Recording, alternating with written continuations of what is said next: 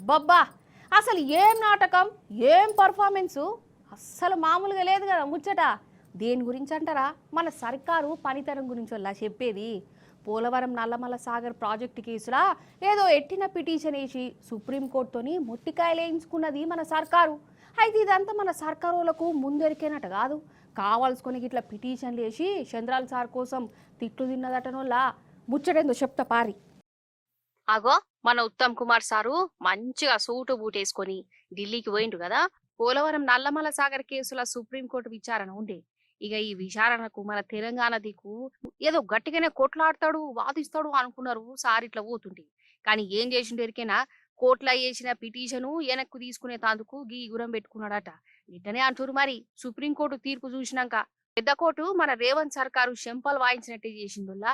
Polavaram Nallamala Sagar project మీద సుప్రీంకోర్టులో వేసిన పిటిషన్ను మన సర్కారు వెనక్కు తీసుకున్నది. అసలు రేవంత్ సర్కార్ వేసిన పిటిషను అర్థం పర్థం లేని పిటిషన్ వేసింది. ఇక దానికి తలకాయ లేదు తోక లేదు. అందుకే ఈ రిట్ పిటిషన్ తోని ఫైదా లేదు. ఇది విచారణకు కూడా అక్కడికే రాదని సుప్రీంకోర్టు చెప్పిందోల్లా. అంటే సూడిగా విచారణకు కూడా పనికిరాని పిటిషన్ వేసిరంటే మనోళ్ళు ఎంత మేధావులో కదా, ఎంత గట్టిగా వేసిరో కదా. గిట్లా బలం లేని పిటిషన్ వేసి గురువు చంద్రాల్ సార్ కు ఫైదా చేసినట్టే అని అంటురు. అగో మన హరీష్ అన్న ఏమంటుండో ఇన్నురు మీరు.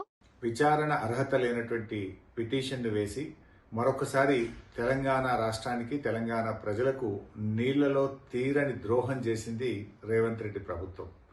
ఈరోజు సుప్రీంకోర్టులో తెలంగాణ ప్రభుత్వం వేసిన పిటిషన్ డిస్మిస్ చేయడము, తెలంగాణ రాష్ట్ర ప్రభుత్వం తిరిగి మేము సూట్ రూపంలో వస్తామని చెప్పడం అంటేనే ఇది ఇవాళ రాష్ట్ర ప్రభుత్వం యొక్క పూర్తి వైఫల్యం. అదేవిధంగా గతంలో మీరు చూసినట్టయితే ఆంధ్రప్రదేశ్ ప్రభుత్వం పాలమూరు ఎత్తిపోతల పథకం మీద ఆంధ్రప్రదేశ్ రైతులతో కేసు వేయించి అందులో ఆంధ్రప్రదేశ్ ప్రభుత్వం ఇంప్లీడ్ అయి ఆనాడు మన పాలమూరు ఎత్తిపోతల పథకం మీద స్టే తెచ్చింది ఆంధ్రప్రదేశ్ ప్రభుత్వం. మరి మీరు పెట్టుకున్న మీ కాంగ్రెస్ ఎంపీ, మీ న్యాయవాది సింఘ్వి గారికి ఈ మాత్రం విషయం తెలియదా? అంటే ఈ సంక్రాంతి పండుగ సందర్భంగా రేవంత్ రెడ్డి గారు చంద్రబాబు నాయుడు గారికి ఇచ్చిన గిఫ్ట్, ఈ బలహీనమైనటువంటి వ్రిట్టు వేసి చంద్రబాబుకు గిఫ్ట్ ఇచ్చిండి ఎలా రేవంత్ రెడ్డి గారు, అంటే గురుదక్షిణ చెల్లించుకున్నాడు. మొదటి నుంచి కూడా చూస్తే ఢిల్లీలో జరిగేటువంటి గోదావరి బనకచెర్ల మీటింగ్ కు పోననుకుంటూనే మీటింగ్ కు పోయిండు. ఆ ఎజెండాలో బనకచెర్ల మీటింగ్ తో ఉన్న ఎజెండాలో సంతకం కూడా పెట్టిండు. సంతకం పెట్టనే లేదు అని బుకాయించే ప్రయత్నం చేసిండు. అంతేకాకుండా నేను కమిటీ వెయ్యను అని చెప్పి కమిటీ కూడా వేసిండు. ఇలా సుప్రీంకోర్టుకు కూడా గోదావరి నల్లమల్ల సాగర్ టెండర్ పూర్తయ్యేదాకా, టెండర్ అవార్డు అయ్యేదాకా ఆలస్యం చేసి తర్వాత సుప్రీంకోర్టులో కేసు వేసిండు. నిజమే కదా. అంటే చర్చలు గిర్చలు ఇది ఎన్నడు కావాలి ఎన్నడు ఓడవాలి.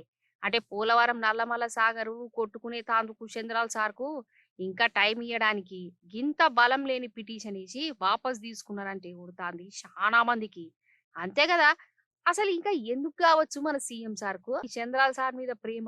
ఎంత వాళ్ళు గురువు శిష్యులైతే మాత్రం మన నీళ్లను ఎత్తుకుపోయేందుకు మనోడే చేతులు కాల్పుడేంది ఆంధ్ర సర్కార్తోని. ఇగో గిట్లనే గరమైతురు పబ్లిక్.